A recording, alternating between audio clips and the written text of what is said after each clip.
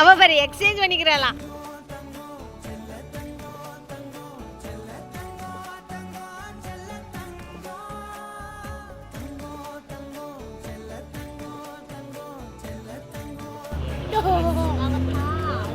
சரி சாப்பிட்ற எப்படி? அம்மா ஷேர் பண்ணி சாப்பிட்ற. லக்ஷ்மி அம்மா ஷேர் பண்ணி லக்ஷ்மி அப்போ தரிசி கொடுத்துருக்காங்க.